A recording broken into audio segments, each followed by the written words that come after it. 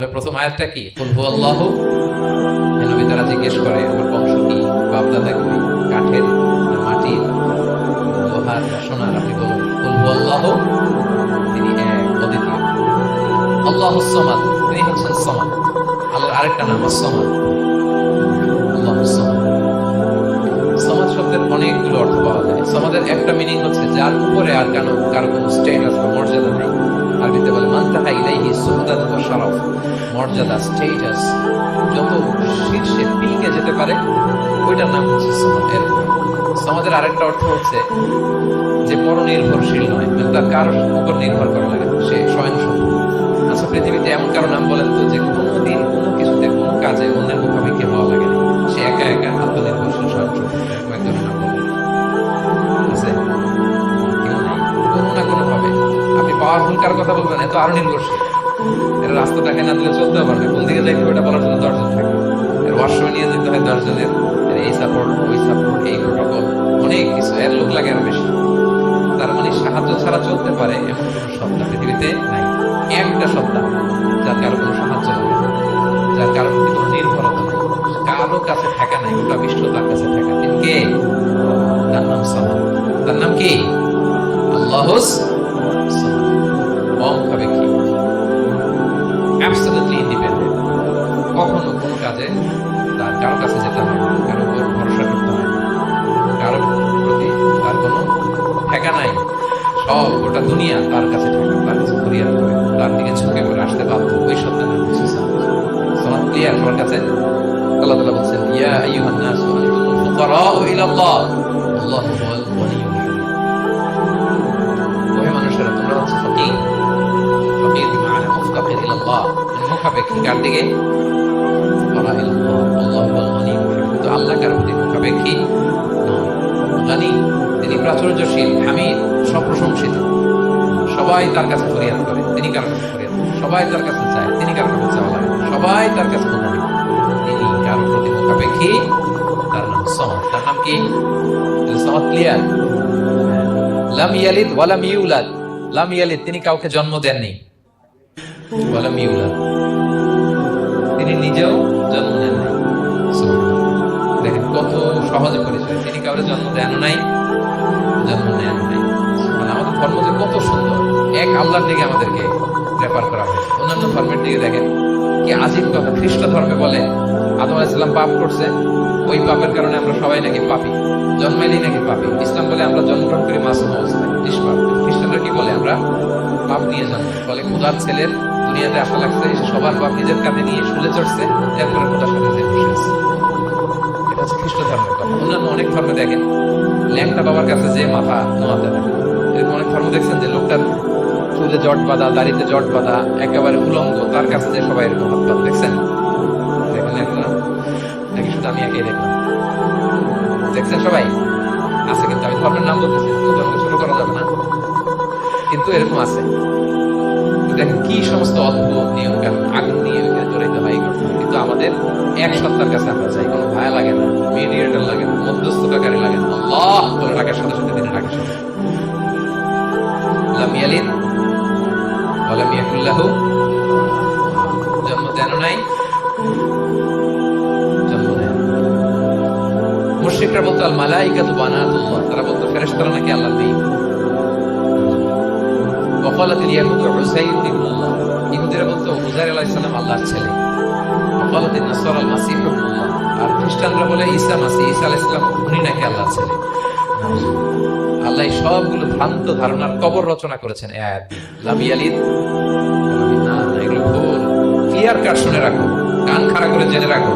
লাম ইয়ালিদ ওয়া লাম ইউলাদ, তিনি কাউকে জন্ম দেন নাই, তিনি কারো কাছ থেকে জন্ম নেনও নাই।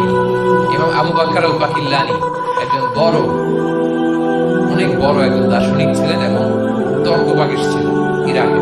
নাম শুনেছেন কেউ? আবু বকর আল বাকিল্লানি। তো উনি কারোর সাথে তর্ক লাগলে উনি খ্রিস্ট ধর্মের কত লোককে যে শাহাদা পড়াইছেন ওনার যৌক্তিক আলোচনা দিয়ে, তর্ক দিয়ে। এক খ্রিস্টান পাদ্রী ওনারা প্রশ্ন করলো, তোমরা মুসলমানরা খুব রেসিস্ট। বললেন কেন? বলতো তোমরা খ্রিস্টান মেয়ে বিয়ে করতে পারো, ইহুদি মেয়ে বিয়ে করতে পারো, মুসলিম কিন্তু ইহুদি মেয়ে খ্রিস্টান মেয়ে শর্ত সাপেক্ষে, কিছু শর্ত আছে, আলোচনা আছে, শর্ত সাপেক্ষে বিয়ে আমরা মুসলিম মেয়ে আমাদের মেয়েদেরকে বিয়ে করতে হবে, ইহুদি আমাদের মেয়েকে বিয়ে করতে হবে।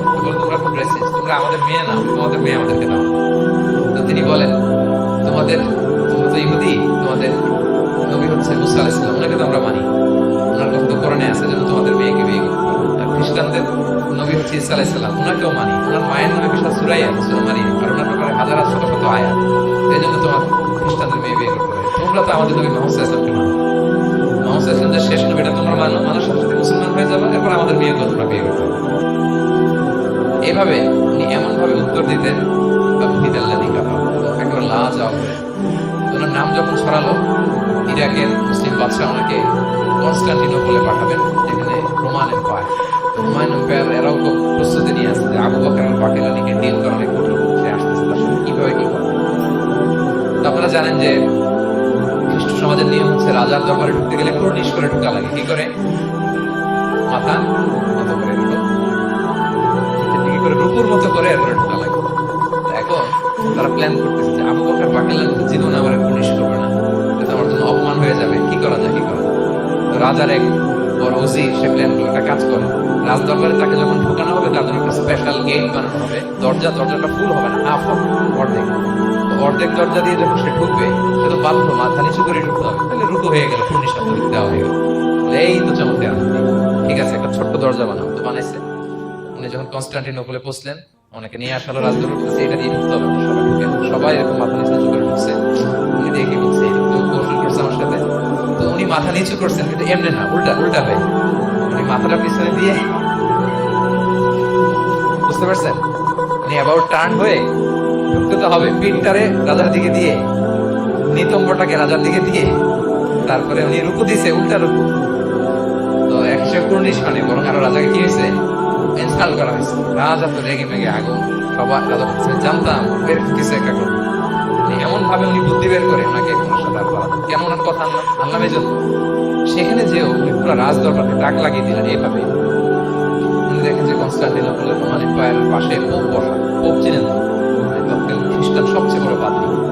তিনি যে বলতেছে, কাইফা হালু ইয়া কাহনাতুল মা'বাদ, কাইফাল আহল ওয়া কাইফাল আওলাদ, যে বলছে, আরে সম্মানিত পোপ, আপনি কেমন আছেন, আপনার বউ কেমন আছে, আপনার সন্তান কেমন আছে। এই কথা শুনে রাজা রেগে মেগে আগুন, এত বড় সাহস, তুমি জানো না উনি পোপ? পোপদের বিয়ে করা নিষেধ, তারা এত পবিত্র, তাদের স্ত্রী হয় না, তাদের সন্তান হয় না। একজন পবিত্র সত্তার সন্তান থাকে কি করে, স্ত্রী থাকে কি করে, তারা আমাদের পোপ। আবু বকর আল বাকিলানি বলে, আপনাদের পোপের যদি স্ত্রী থাকলে ইজ্জত চলে যায়, সন্তান থাকলে সম্মান পূর্ণ হয়, তাহলে আপনারা ঈসা আলাইহিস সালামকে আল্লাহর সন্তান কি করে পান, মেরিকে আল্লাহর স্ত্রী কি করে পান? আল্লাহর সাথে আপনারা বউ সেট করতে পারেন, আল্লাহর সন্তান সাব্যস্ত করতে পারেন, কিন্তু আপনার বউকে জিজ্ঞেস করলাম আপনার স্ত্রী কেমন আছে, আপনার বউ কেমন আছে। এই কথা শুনে ওই দিকে যারা আছে সব শাহাদা পড়ে মুসলমান হয়ে গেছে। এরকম অনেক লোক ওনার বুদ্ধিমত্তা দেখে শাহাদা পড়ে মুসলমান হয়ে গেছে। এই জন্য আল্লাহ তাআলা শিরকি আকীদার উপর কঠোরাঘাত করে তিনি বললেন, লাম ইয়ালিদ ওয়া লাম ইউলাদ, তিনি জন্ম দেনও নাই, জন্ম নেনও নাই, ওয়া লাম ইয়াকুল লাহু কুফুয়ান আহাদ। এই কুফু শব্দটা আল্লাহর জন্য যে ব্যবহার হয়েছে কোরআনে আর কোথাও নেই। এক হচ্ছে আহাদ, আর এই কুফু আর কোথাও নেই। আল্লাহ বলেন, ওয়া লাম ইয়াকুল লাহু কুফুয়ান আহাদ, তার সমকক্ষ কেউ নাই। আল্লাহর মতো similar, nothing is similar to him, equivalent to him. আল্লাহর মতো সিমিলার কিছু নাই। তাহলে আল্লাহ কার মতো? আল্লাহর মতো। আল্লাহ কার মতো? কোন আয়াতে আল্লাহ তাআলা বলেছেন, লাইসা কামিসলিহি শাই, তার মতো কেউ নাই, তিনি তার মতো। তাহলে আল্লাহ কার মতো? ওয়া লাম ইয়াকুল লাহু কুফুয়ান আহাদ, তার মতো কেউ নাই, তিনি তার মতো। তাহলে এই চার আয়াতে আল্লাহ পরিচয় পাইছেন আপনারা, তিনি এক, অদ্বিতীয়, তিনি অমুখাপেক্ষী, কারোর কাছে হাত পাত, সব হাত পেতে থাকে তার দরবারে। তিনি জন্ম দেনও নাই, জন্ম নেনও নাই, তার মতো কেউ নাই। তাহলে আল্লাহর মতো কেউ নাই। আল্লাহ কার মতো? আল্লাহ। তাহলে সূরাতুল ইখলাস ক্লিয়ার হয়েছে সবার? আল্লাহ নিজের পরিচয় দিলেন, তিনি এক, অদ্বিতীয়, তার কাছে চাইতে হবে। আমরা ফরিয়াদ করবো কার কাছে?